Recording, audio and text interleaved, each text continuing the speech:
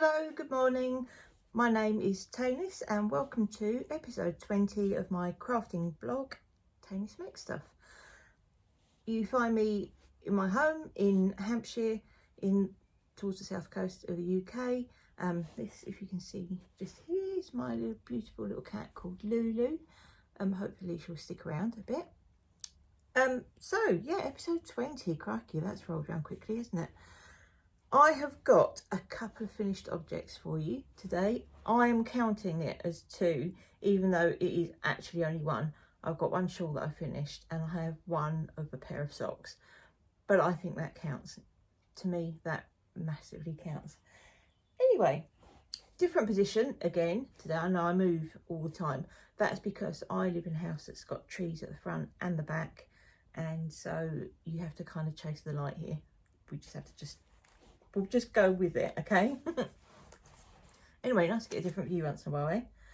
Right, as I said, one properly finished object, which is my Pompidou shawl by Karen Fernandez of the fabulous Beautiful Knitters shop in Pimlico in London. So, she sells her patterns on Ravelry, but also on the shop's website. And as I say, the shop is called Beautiful Knitters, and you will find this pattern here if you have issues with Ravelry, as I know so many people do. And here it is. Oh, it's so lovely.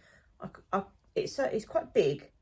I can't get it all in, but it's basically, if you like the Sophie shawl or Sophie scarf, this is like a mega version of it. Way predates that pattern though. I've had this pattern for quite a long time. It's made with one skein of 4-ply. I know our American chums call that fingering, but that's quite a rude word in the UK. So I am sticking with 4-ply, and you will deal with that or not, as the case may be. So yeah, you start off small and just in a similar way to the Sophie scarf. You increase on one side. Oops, I've twisted it as I'm showing you, which is helpful. You increase along one edge to a point, and then you decrease going the other way. But with this one, you do one row of the solid of the 4-ply, two rows of the 4-ply, and then 2 rows of fluff of this is a kid silk, and I used black elephant yarns. This dates, I think, as I said before, this dates from a time when I earned a lot more money. So I have more cash to throw around on fancy yarns, because the fluff on this, and obviously there are a lot cheaper options available, was 50 grams was £26, which I couldn't afford to buy now, but I already have it, so that's marvellous. And I wasn't going to block it, because when I finished it, it looked fantastic. But then in the pattern picture, it's very airy, and it's opened out more, so you can really see, you know, like you can see through because of the fluff. And I loved that. So in the end, I did block it, and I blocked it with a very, well, no, I won't call it aggressive. It's the way I like to block shawls that are, you know, symmetrical. Is I just soaked it, and I don't use like Euclid or anything fancy like that. I literally use Sainsbury's own brand Delicate Wash detergent, which is for wool, silk and cashmere. But when that runs out, I will use, you know, when you buy, I'm going off tangent a bit here, but you know, when you buy your shampoo and conditioner, the conditioner always runs out way before the shampoo.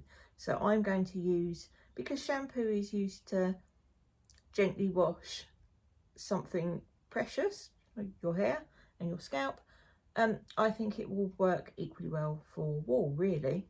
Pretty sure it should, as long as it hasn't got anything too fancy in it. Like, I don't colour my hair, so there's nothing in the shampoos I buy for, you know, colouring hair or anything that would have like sort of volumizing tendencies, that kind of thing. maybe I wouldn't use that. But what I'm doing is I've got a big sort of shampoo pump dispenser, and as I end up with like little odds and ends of shampoo, I squeeze it into that, and then that just makes the most horrendous shampoo cocktail concoction, and that's what I'll use in future for blocking my shawls. Because to be honest, I don't think most of them probably don't even need washing that much once I finish knitting them. Well, maybe they do because it's been... Anyway, let's stop waffling on about that, Smith. So yeah, this is my pompadour. Long time in the making, because I kept picking it up, putting it down again, and I don't know why. Because the yarn's beautiful, the pattern's beautiful, and then at the end you add on 3 pom-poms. I've gone for 3 small pom-poms, which I think are pretty much the sort of same size as they shown in the pattern. In the pattern, it's grey, and they have yellow and red pom-poms on it, which looks lovely. The contrast looks fantastic. But I love this yarn, this black elephant yarn. It's got such a lovely kind of depth of colour to it. Some of the green goes from like a sort of a limey, quite a bright, strong, like light sort of acidy green, through to quite a dark sort of leaf, like a dark leaf green. But it's really, I don't know if you can see, all the different tones in it are so lovely. And I didn't have an awful lot of it left. Let me tell you exactly how much I used, because I wrote it down and everything like a good girl. Lulu's knocked off back outside again now. So yeah, I had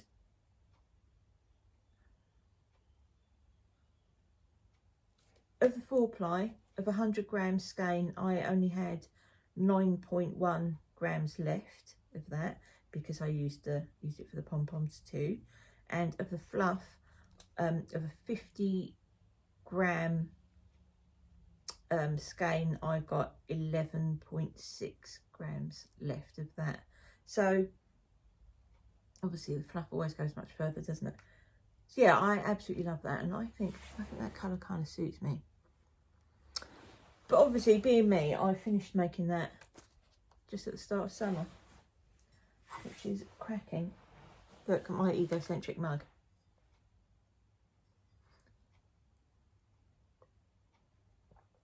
One of my Etsy customers bought that for me. Just randomly turned up in the post one day. She also has an Etsy shop. And I think she was trialling them for giving to her customers. But very gratefully received, and I really like it. I don't use it very often though, to be honest, because it's so because it's got thank you all over it, and I feel a little bit like, oh, look at me being so great. She's not very British, is it? But it is lovely. I do appreciate it. Right, I have finished, my Etsy shop, by the way, is called Gin Poodle. I'll link it below. And I mainly sell vintage style hairnets that I make myself, called snoods, and vintage knitwear, some embroidery, things like that. We won't go massively into it, but I've had a restock, or my constant restock is black snoods, so it's quite dull to keep showing you that every week, so every month rather, so I won't. But I've just restocked some red ones and some cream ones because of the weather, right? Anyway, I have not brought down a sock blocker. Shall I put it on my foot and try and pull my foot up and show you? Maybe I will, maybe I won't. Probably won't. These are a pair of shorty socks, because I realised in the summer I quite often wear things like Vans or Converse, and I like to wear socks with them because I've got delicate little trotters and they blister easily. So I like to wear shorty socks inside them. But I keep realising every summer, I think, why don't I never have enough shorty socks. I don't seem to, when I knit socks, I make them for myself or for the mister. And when I make them for the mister, I instantly put them in the washing machine and ruin them. I don't know why. But yeah, but shorty socks for me, I don't tend to make very often, which is ridiculous because they're the ones that I need to wear more often. So I'm making a little campaign of making them. There isn't a pattern for this. I mean, there are loads of patterns for shorty socks on Ravelry and what have you. But this is just like a vanilla sock because the yarn's so pretty. It's Dragon Hill Studio self-striping. You can see it's got it's sort of grey blues, but also pink and very pale yellow stripes. Dragon Hill Studios, if you don't know them, specialise in doing striped sock yarn, and they are magicians. Their sock yarn is absolutely beautiful. And this one, I think, oh look, I've got it on foot. It's not bad, is it? There's a progress keeper in there, sorry. That's what that little lumpy bit is. Yeah, the yarn colourway was an Unravel Festival special, I think from 2 years ago. It certainly wasn't this year.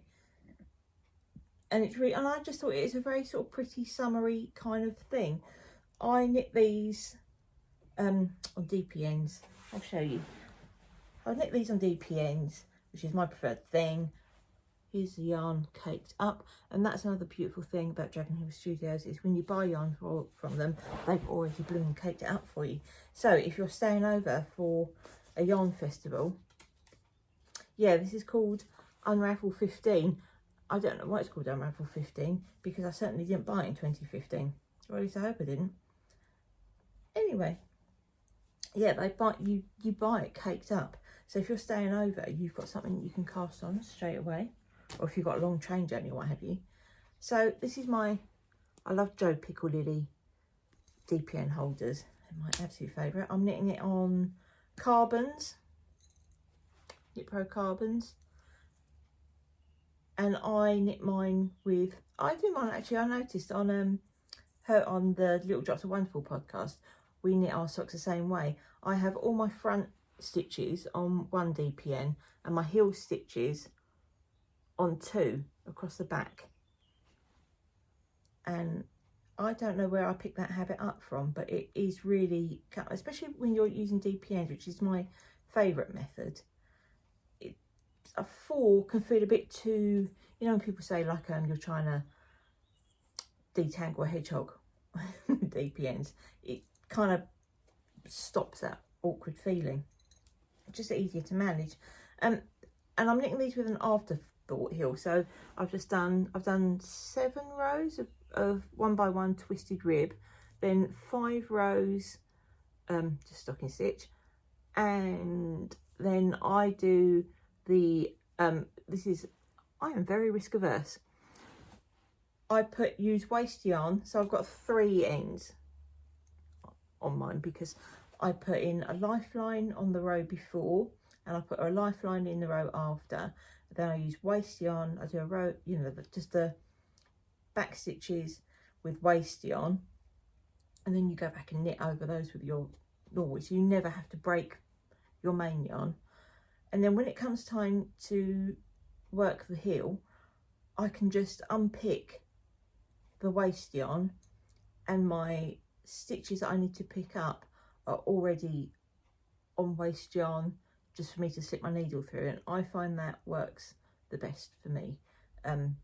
There's no faffing about with like, what if you drop a stitch and does it travel down 6 rows or what have you. I mean, not that it ever does, but it's the fear of it happening that kind of puts me off a bit. Oh, I nearly didn't put my thing on. Look, that's a little logo if you want to. These are absolutely smashing. She even does like the snaps coordinate, and then I just pop my knitting in there. Nothing's going to fall off the ends. Snap it shut. Snap. That, and then just chuck it in your project bag, which is, I can't remember the name of the maker of these. These are those I think it's a Japanese style of bag where you put, you know, one bit goes through the other. But you also see these in 1940s sewing patterns for handbags, like an evening bag, because you can just slip that over your wrist like usually smaller, much smaller versions, so that the bit would stop, the handle would stop about there, and then the bag would only be about that big, as like an evening bag, like a usually quite embellished evening bag, because they're quite an easy thing. You don't have to like snap it or unsnap it or anything. You can have it dangling off your arm without it being any real bother. But yeah, I got that from the shop at the, oh, is it West? Yeah, the Westcliff Knitting Hotel up in Blackpool, when I used to go there semi-regularly, which was a lovely treat. And I'm just too far away now. I was too far away really before, when I lived closer to London, or even when I lived in London, but I still used to go because I just really enjoyed it. But I'm much too far away now, so I definitely can't do it. But if you're up that way, keep an eye on her website, because I think the places sell out fairly quickly, but it's well worth a visit there. And I've gone right off tangent again, haven't I? That bag, she sells those, and they're made by someone who goes to the knitting hotel, but I've totally forgotten their name, and they haven't put a label in anything, so that's it's much use as a chocolate fire guard, isn't it? Oh, I've still got a little sock hanging around on my lap. Pop that in there. Lovely. Yeah, because this bag has got like cats on the outside, and on the inside it's got like sort of apple orchard kind of. It's really just really fun.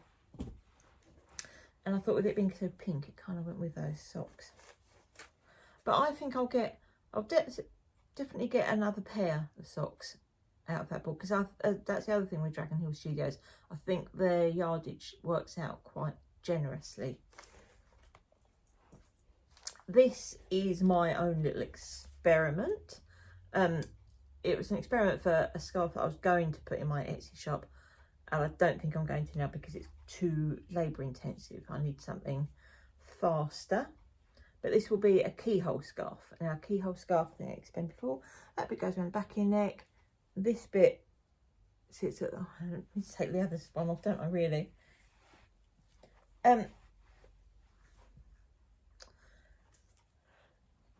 So one end feeds through the other. This bit sits down here, and then there'll be another bit that ends the same way, where you can put your finger. This is an opening. You put your finger through there, with 2 fingers, and you just feed, like the other end of the scarf will go through there, so it just sort of crosses over like that in front of your neck, and keeps your neck quite warm. And it's quite a vintage thing. There's someone who makes them who calls them Miss Marple scarf, because in the TV series, and most recent one of the most recent ones, she wears one of these scarves quite a lot in it. So if you want to buy a Miss Marple scarf, I think it's Miss Pitchy Patchy sells them. But this one's going to be for me, because this is in Fisherman's Rib, which gives you the same squish. I think I said this before, didn't it? Gives you the same sort of squish as brioche, but without actually being brioche. And this yarn is a James C. Brett Supreme Soft and Gentle Baby DK. It's 70% acrylic, 30% polyamide. And it was £4.09, which is kind of, I suppose, more than you would normally expect to pay for an acrylic, isn't it?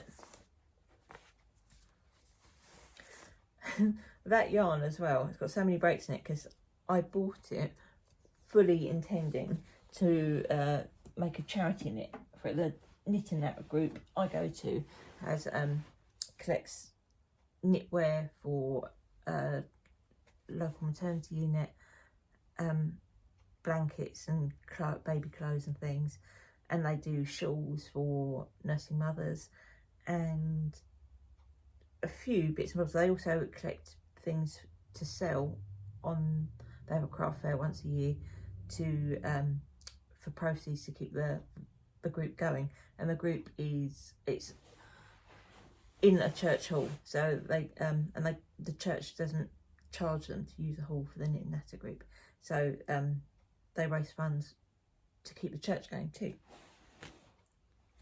all from just a bunch of people sitting around knitting. So I was going to make a little cardigan to give to them, to give to the charity table, and about halfway through it I just thought, I hate this, I'm really not enjoying doing this at all. So I just frogged the whole thing, and now I'm going to make them a little blanket instead, which I'll show you in a bit.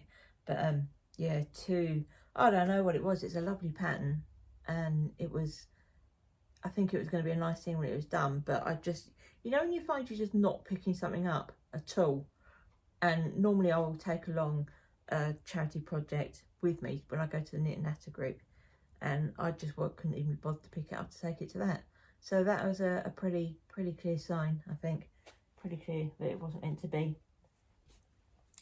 So that's my finished object and my half finished object. All done. This, we are now, 20 minutes in, we're on to whips. Whip, crack away, whip, crack away, whip, crack away. When I used to work, I used to sew for a living, do hand sewing for a living, and there's a stitch you use to seal the edges of silk chiffon that you roll about half an inch of chiffon down to like about 1.5 centimeters, and then you kind of how do I describe it, sort of almost fell stitch it in, and then once that's finished you can bead it as you go. But I'm actually talking about completely wrong stitch. There's a stitch that you use to add beads to a rouleau neckline, and you kind of go through the fabric, through the bead, and then up and over, and around the fabric, and it sort of holds it in place, and that's called whipping. So quite often someone would break into whip, crack away, whip, crack away, whip, crack away, rolling, rolling, rolling, when you're doing that stitch. And I can't remember why that came to mind now. This is this is the jumper that I'm making for the mister, that I keep telling you I'll have this piece finished next time I see you, and I never do. This is called the Firecracker, and it's made using woolly knit, British wool, in the colour chestnut. I've finished one side of the front neck. I don't have an awful lot more to go on this side, so I'm hoping to get a bit more of that done now, because the mister is off at the moment, going to visit his parents, who live about 35 miles away, so it'll be a while before he's back. So I should have time to record this and then get a few rows on this done. This is not a secret project, he knows this is coming, he chose the yarn and everything. Yeah, like I said, the pattern's called Firecracker, and I bought that from Ravelry, but I think it's produced by a company called Maypole, who are an American brand, so they may have a website where you can buy it. It's just a double moss stitch, quite basic V-neck men's jumper, and for all its basicness, I'm not making very much progress with it, because as I say, this house can be a bit on the gloomy side, so I need really good light to work on it. So that cuts down a lot of that allocated knitting time for that, so he hopefully he'll have that for the coming winter. Bloody hell, when I say the coming winter, it makes it sound like it's around the corner, doesn't it? May. But yeah, I'm not making very quick progress on that at all. Now I've got a couple of vintage knits to show you.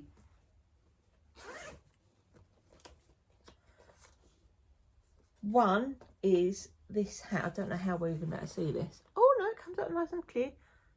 It's called the Sophisticate.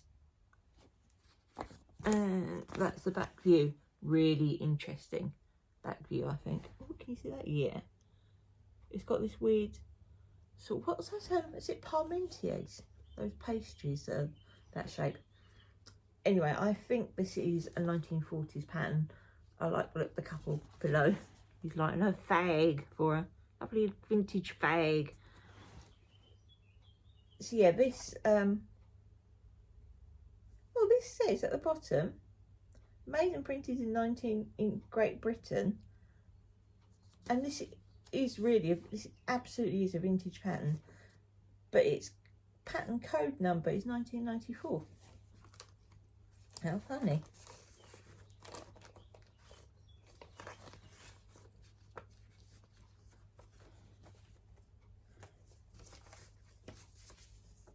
So yeah, that's I've got a few vintage hats patterns that I want to work on, but this is my current one. This one will go in my Etsy shop. It's this lovely sort of burgundy colour, and I don't know what this stitch is called, but it's a lot like double moss stitch, but it has a variation of every third row. I think you just do a row of pearl, which breaks it up a bit. But yeah, you cast it on from the bottom. These are my stitch markers to show you there's decreases, where this is going to go up here like that, and I think this is going to be a really, oh, the shaping holds your head really nicely. Oh, I think that's going to be lovely. Oh, I've not actually put that on the old bonce before. Oh, I think that's going to be a really nice fella. I might have... Thursdays is my vintage knits day. I might try and make an effort to put a bit more time into that, because I'm doing the decreases, right? I mean, that means you're pretty much home. We all know that's not true. Now, my second vintage knit I'm currently working on. This one I'm really not sure about. I don't think it's worked. This whole pattern, I've made this one before, and there's definitely a mistake in this because it tells you drop stitches. These are both drop stitch patterns, but this one definitely tells you to drop the wrong stitches, which I know to my cost. And then there's a jumper version, which is absolutely gorgeous, isn't it? And I'm doing it in this pink wool, and it is wool. This is merino wool, and again, I've done quite a lot of it. It looks massive to me for a vintage pattern, because vintage patterns usually come up quite small, and I know when you are quite short in the body, but vintage patterns often are quite short in the body. Yeah, this literally sits on your natural waist. When you drop the stitches, it will grow in length and narrow in width, so I'm not too worried, although it does, for a vintage knit, look a little bit wide to me. But yeah, it is just like an awful lot of just garter stitch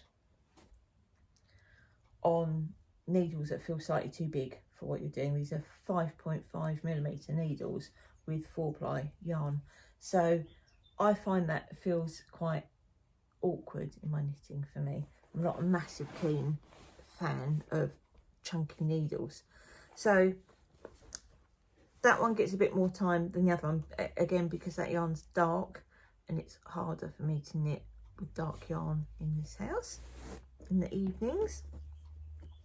So little Pinky Galinky here gets a bit more time than perhaps she deserves.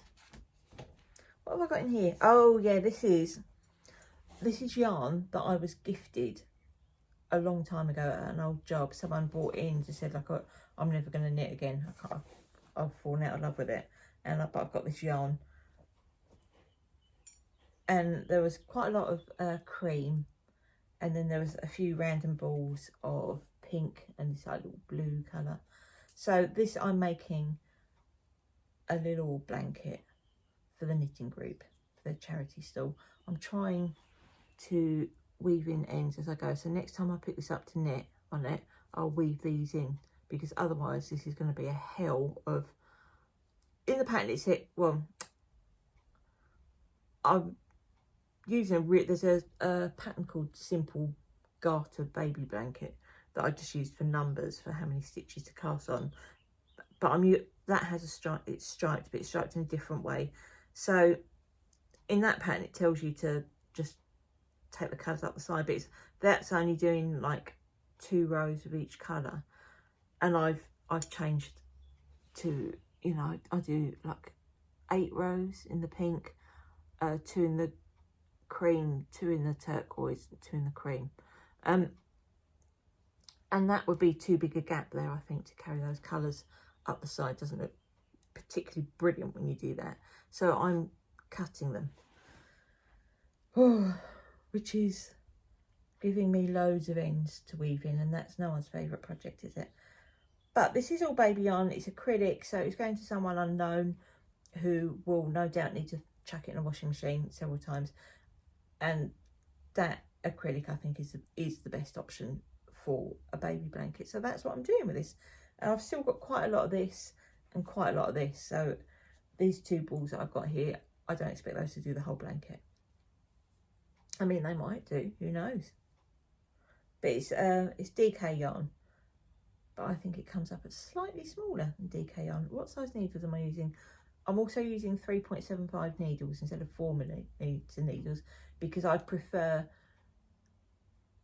it being slightly denser fabric, because I just think of little tiny little fingers poking through,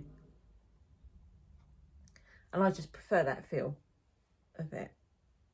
I think sometimes it can, for my, when I'm not my usual tension, I think sometimes knitting on 4mm needles with DK yarn can look a little bit loosey-goosey on for me.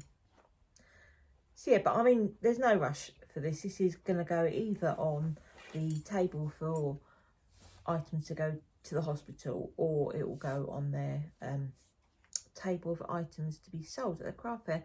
And I'm thinking, I make a lot of shawls. I like knitting them, and I want to wear them, but they just don't suit me. I'm too busty for them. I'm too busty for everything, but I'm too busty for them, and I find they slide off too easily. So I've got quite a lot of shawls that I've made. I really don't know what to do with. I don't have anyone in friends and family that I can gift them to. So it's awkward, isn't it? So I'm kind of thinking probably the best thing to do with them is to give them away, which makes me feel a bit sad, really, because I want to keep them, but what is the point in them being in my underbed storage? I mean, there isn't really, is there? So that's nearly it for makes. I've got this left over from a jumper I made for myself. It's 44 grams of double knit British wool. And it's just sort of like knocking around because I don't really know what to do with it. Because all my scraps that I kind of hold for scrappy socks and stuff are a full ply. So I don't have a lot of call for scraps of DK. But I'm going to hold on to it in case at some point in my life a colour work project lands in my lap. I'm not that bothered about doing colour work though, so like, I don't hate it, I just don't really care. I'm just going to quickly show you my current embroidery. Sorry for all the crinkling. Let me take that out there. Now, this is wrapped in some fabric that I've dyed with tea. Actually, I can show you. There's a previous embroidery in here using this fabric. So, the background fabric on this embroidery, you see, it's this fabric that has, it's white and it's got white flowers printed onto it. But I fancied it being, I felt that was can be a little bit wishy-washy. So with the fabric I've got left in that same, you know, the white on white flowers, I've dyed it with tea, which basically just means you stick it in a bowl with a tea bag. We had a random old PG Tips bag, and I favour chai water of Margate's Earl Grey. So I was never going to use that PG Tips bag, and God knows how long that had been in the cupboard. So, what, in the teapot. So, like a little canister of single sachets of tea that I brought home with me from hotel visits. But yeah, I knew that one wasn't going to get drunk, so I just used it to dye that bit of fabric. So I've got to think of something to do with that now. But at least now I prefer it. I'm not really, do you know, I've got this thing I'm not massively keen on white as a colour. I never buy anything white. I don't really like I'd be a bit disappointed if I don't ever really drive anywhere. Because I don't need to. But if Andy bought like a white car, I'd be disappointed.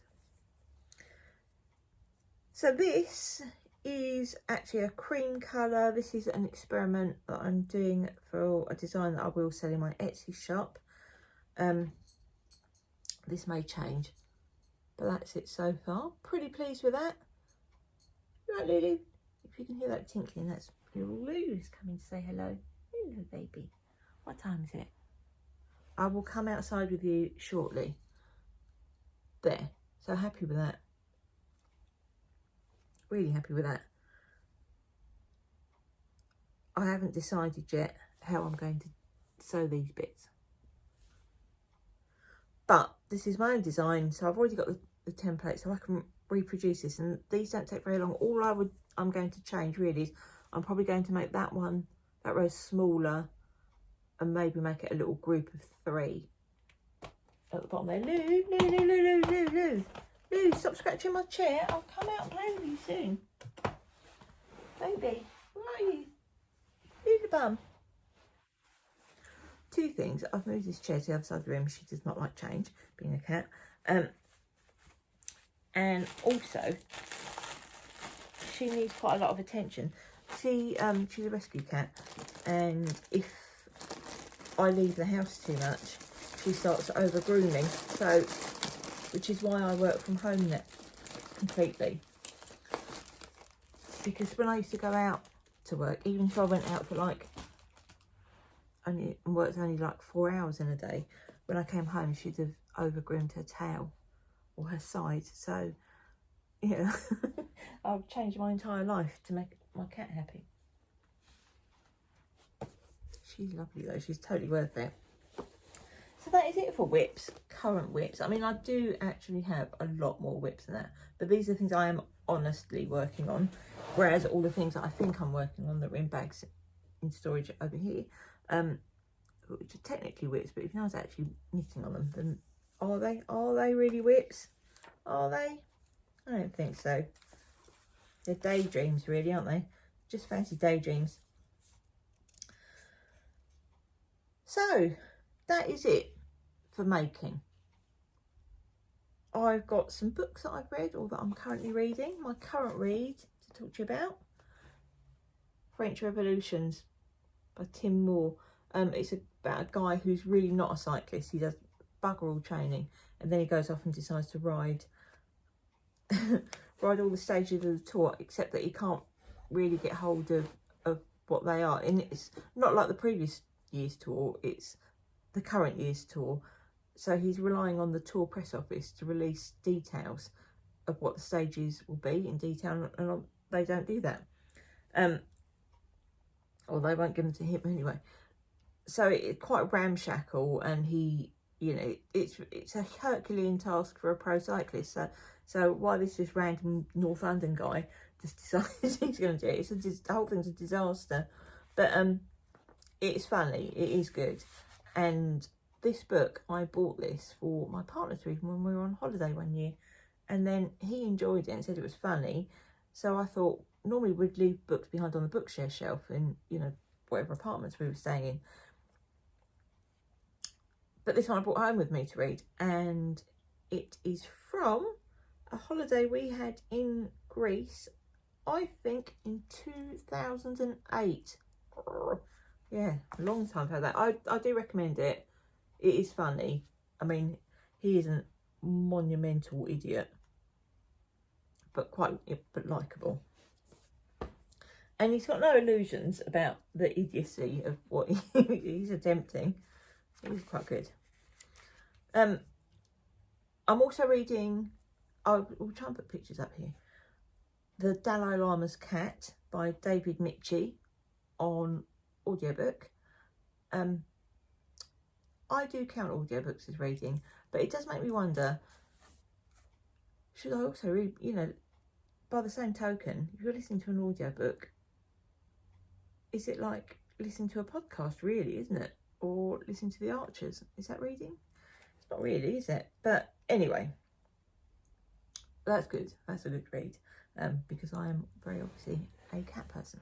And it is, the Dalai Lama does actually have a cat that he rescued, and this is as if the cat's talking to you. So if you're not keen on that sort of thing, you won't get on with this book, but I think it's excellent. Before that, I read Fair Wilderness by Marion Eames. That's an old book, and it's about Welsh Quakers going to Philadelphia and the early years of them being there. And I don't know how that ended up on my bookshelves. And I read it, but the whole time I read it, I kind of thought this is completely pointless, and I don't really recommend it. It was quite boring, really. Not stuff happens, but I found I didn't really care. I finished, which I think I talked to you about before, Losing Nelson by Barry Unsworth, and I've since found out it won the Booker Prize one year. That's a really good book. It's a book about a man's obsession, really, and how his obsession ultimately destroys him. And although his obsession is, he's had like a bad childhood, and although his obsession is what saves him, it's also his undoing. It's quite a sad book, really. Bit interesting. There's a lot of description about Napoleon and a Napoleonic history in there. So you could kind of, if you wanted to, you could make this book much shorter by kind of skipping those bits a bit. But if you do, you miss out on really understanding how obsessed his obsession is. So I would recommend that, actually. And because a lot of it is based around Portsmouth and London, and I live quite near to Portsmouth now, so that's quite interesting. And then I also listened to on audiobook Ghost Wall by Sarah Moss, who I absolutely love. This is such a great book. She does atmospheric really well. She does it as well as Sarah Waters, I'd say, easily, but in a much more modern setting. This is about a family that are living under the coercive, abusive control of the father, who is massively frustrated in his life by he works in I think he works as a bus driver, or a lorry driver, and he feels very looked down upon for being in a working class, seen as unintelligent job. And he is very knowledgeable about Iron Age Britain, and he does this reenactment, very immersive reenactment stuff, which the wife and daughter have to go along with, and they don't really have any say in anything, and it's pretty chilling, really. There's a professor and some students, and they're doing like an immersive archaeology field trip with him, and it all kind of unravels up, because one of the students can kind of see how controlling this is for the family, and she wants to help, but they're not really ready to be helped in a way yet. Anyway, it's really good. I love, there's not a Sarah Moss that I don't love.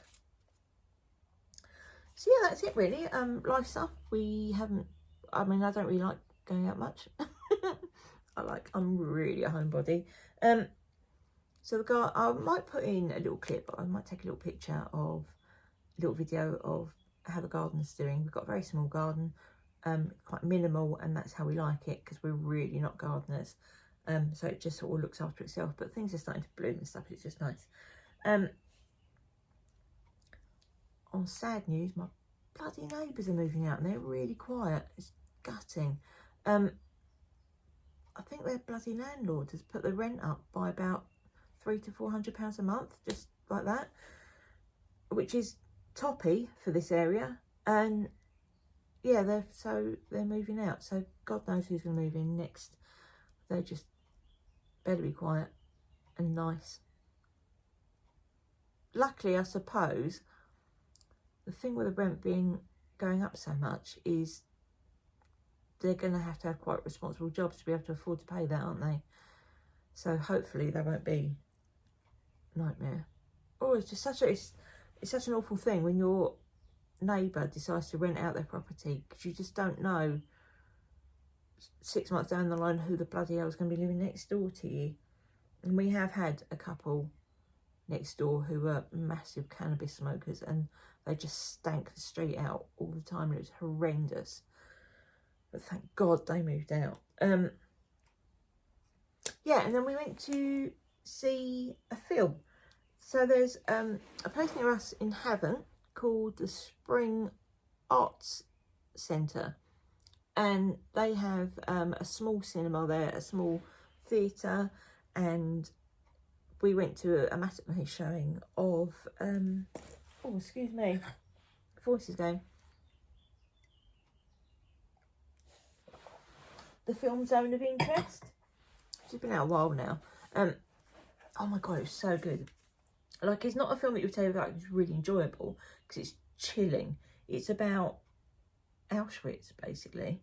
It's about the commander of Auschwitz, Rudolf Hoss, and his family. They live literally next door. Like, literally their garden butts up against the wall of the camp. And it's just, it's all subtitles. So if you don't like subtitles, you might struggle a bit with it. But I'm not really a subtitle person, and we were absolutely gripped by it. It's just the mundane detail of their everyday lives. But the wife knows full well what he's going to work and doing every day. And, you know, that sometimes she makes, like when she's got her friends around, they make these like crappy jokes. It's a really powerful film about how people, it's unbelievable how people can just get on with their lives while they're being a mass murderer. It's really good. If you get a chance to see it, I really would see it, because we found ourselves still thinking about it. You know, like, I woke up thinking about it the next day.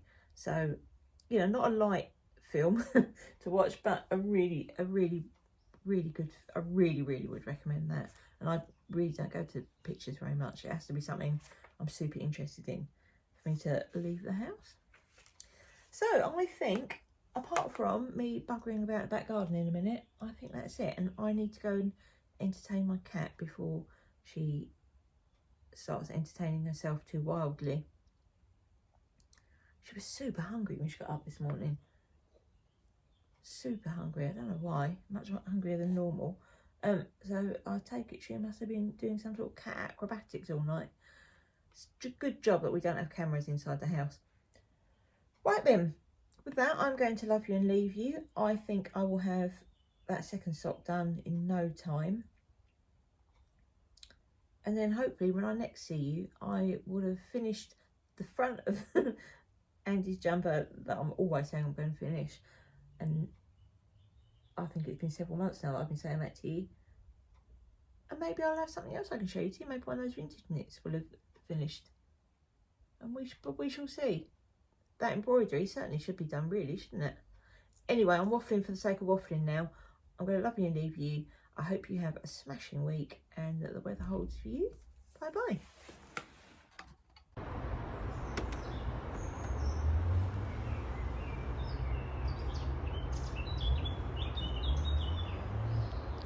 Raining. This patch, we're going to, it always struggles to hold the grass, so we're going to regrass this. And this bit I'm thinking of putting in a little bench because it stays shady all day. So I'm thinking of putting in a little, what are they called, a sleeper bench, so that it kind of matches our sleeper planters. Excuse me, a little cough. Oh, there goes Lulu again. And there's Lulu's little fluffy bum.